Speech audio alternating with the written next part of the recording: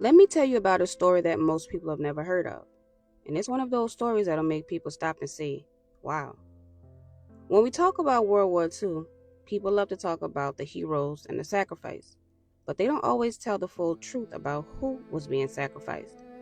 You see, back then, black workers were often given the jobs nobody else wanted, the hardest jobs, the dirtiest jobs, and the most dangerous jobs. And it reminds me of a situation like the sanitation workers in Tennessee, doing essential work but being treated like their lives didn't matter. And that brings us to Port Chicago, California, 1944. Now picture this. Young black sailors, barely trained, are assigned to load tons and tons of ammunition, bombs, explosives onto the ships. And they were doing this work with no real safety gear, no proper training, and no protection. Meanwhile, white officers were standing back, watching from a distance. And then one night, a massive explosion happened. Two ships blew up. The blast was so powerful it shook the entire area.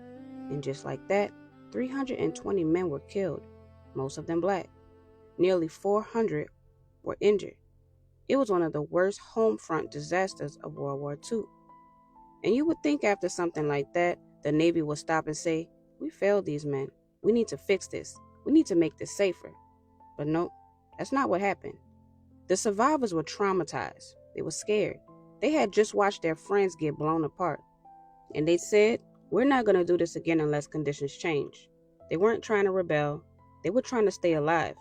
But instead of listening, the Navy turned around and accused them of mutiny. Let that sink in. The men who survived the explosion were the ones who got punished. Over 250 black sailors were labeled as troublemakers, and 50 of them were court-martialed into a trial that many people say was a complete setup.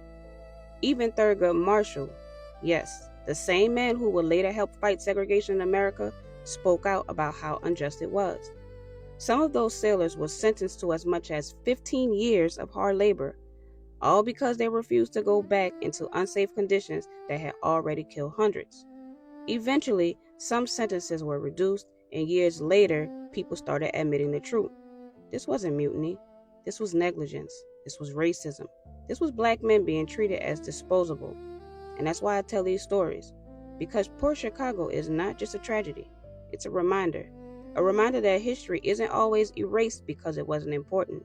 It gets erased because it exposes the ugly side of the system. And that's why it's so important to know your history. Because these are the stories they don't put in your textbook. These are the stories that show us what was really happening and who paid the price.